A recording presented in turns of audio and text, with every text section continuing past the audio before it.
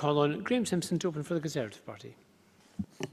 Thank you, Presiding Officer. Planning, it's an area that politicians tend to steer clear of on the basis that whatever you say, you're bound to upset somebody. My view has always been different on the basis, Presiding Officer, that I have a thick skin. I've entered the process we're in with views shaped by 10 years as a councillor, some of them bruising. And one of the main conclusions I've drawn from that time is that planning is often about who has power, who knows who has power, and how that power is used.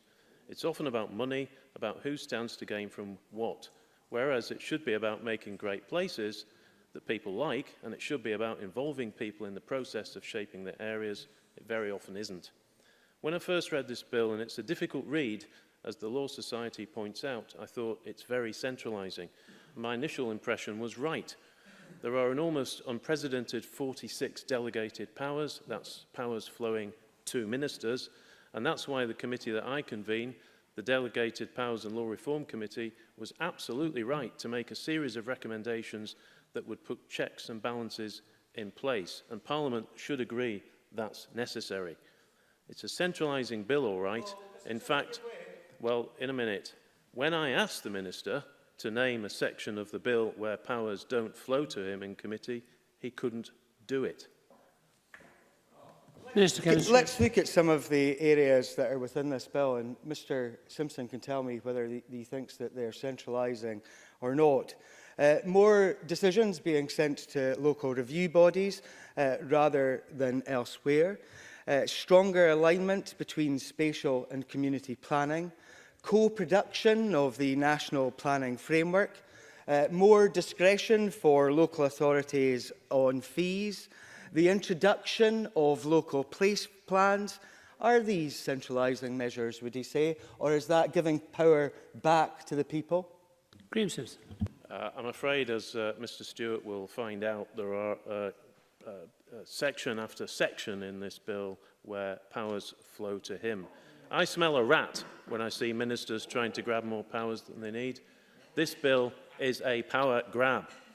Now, too often, planning is about vested interests. Too often you see decisions that leave a nasty smell when you think there's something not right here. They could be for or against development. When there's a lot of money at stake, sometimes funny things happen. And that's why we wouldn't want to see a system where there is no right of appeal for anyone. We need checks and balances. Similarly, if a council is refusing to meet housing targets, then it must be right that they can be challenged.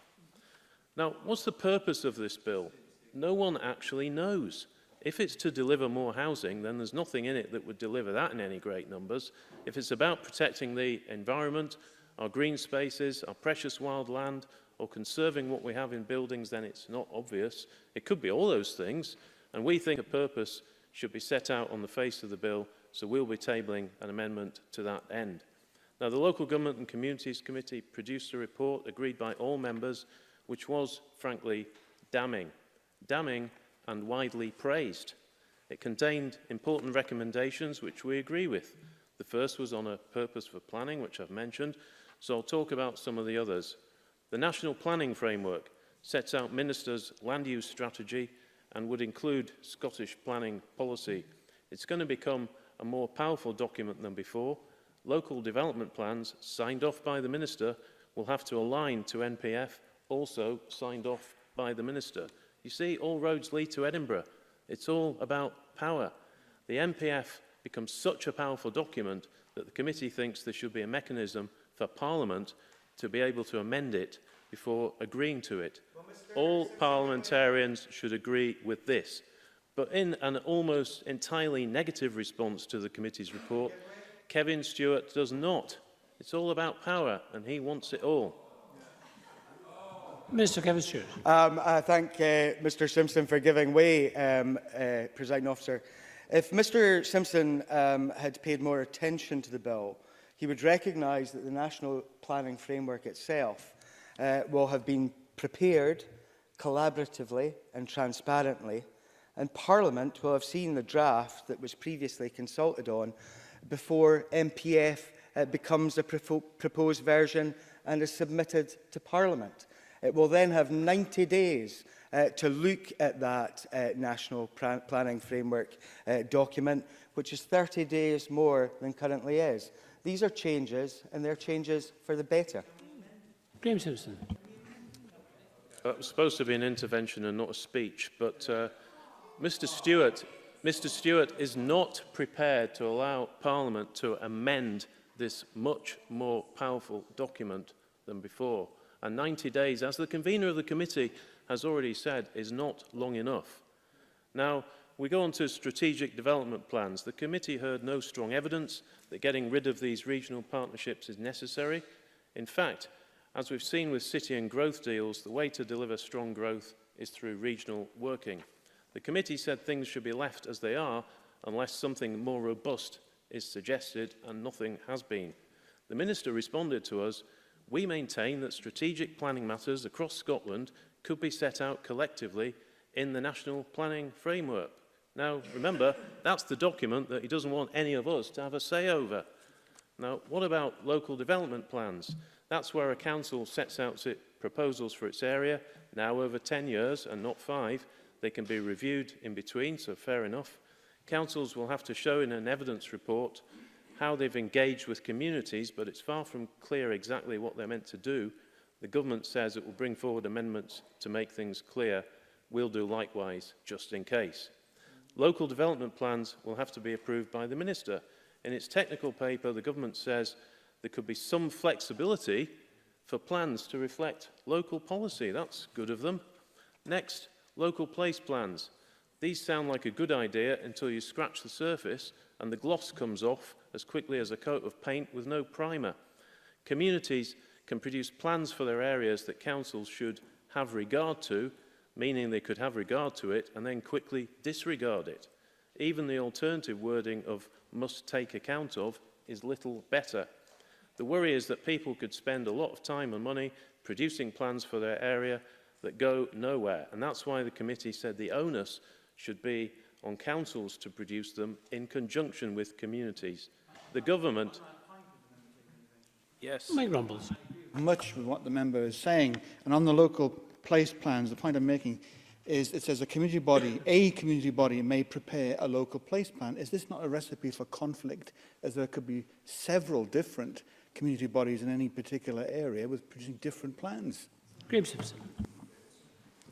Yeah, well, the conveners answered that point. We did take evidence on that, and that's why we think the onus should be on councils initially to prepare these plans. But the government calls this approach overly formalised. Overly formalised, maybe because it would actually work. Now, there's a deeply worrying section on performance, councillors and training in the bill. These are probably the most draconian of all the measures proposed. The government wants to appoint a planning performance coordinator who would snitch on councils if they aren't up to scratch. Ministers could order councils to change their ways. What constitutes poor performance is not defined, and it clearly leaves the way open for the whole thing to become very political. For example, what if a council refuses to grant any more wind farms in its area? They may have good reason to do so, but the government could define that as underperforming. It's dangerous. In any case, as we heard from COSLA, councils have been working closely with the government voluntarily, and things have been getting better. The committee called for this section of the bill to be dropped, and we agree. Not surprisingly, the government disagrees, but it's all about power. No, the government also wants councillors to be compelled to do training and pass an exam before being allowed to take planning decisions. The minister's not prepared to do the same. He's not prepared to do the training and doesn't see the hypocrisy in this. The committee thinks this rather balmy idea should be dropped, and we agree. The bill contains an enabling power to create an infrastructure levy, but the government has no idea how it would work. It does not address the wider issue of funding infrastructure, which is one of the main barriers to development. It should. We'll bring forward ideas on land value capture, for example, and we're happy to work with other parties and the government on this. Simplified development zones, which are apparently to be rebadged, we now learn, as master plan consent areas. I think I'll be going back to the drawing board on that one, are a good idea, and could speed things up. We do want to see an amendment, though, which says where they can't be set up. Presiding Officer, there's little in this bill that we like. It pleases no one other than the Scottish Government. House builders say it doesn't deliver for them. Environmentalists say it doesn't deliver for them. Communities are unimpressed. It's centralising. It's all about the Minister. And before I close, I should say something about appeals. I explained earlier why I think they should exist. The committee was very clear that communities should be involved at all stages of planning and asked the government to think again. The government has instantly rejected that plea. The fact is that people feel that planning is something that's done to them and not with them. We need to change that, and we should stop branding anyone who wants a greater say over what happens in their area as NIMBYs. We'll bring forward ideas on how best to involve anyone in the process. We should vote against this bill at stage 1, but we have an opportunity to do something, to rip this bill apart and produce a planning act that delivers. So we'll back it at this stage. And moving forward, I extend an olive branch to the government. Work with others and we can get a planning system that we can all be happy with. Planning should work for everyone. It should reject vested interests. We want a planning system that's for the people, that's with the people, a planning system for all, a planning system that's not a power grab, that delivers a better Scotland for everyone.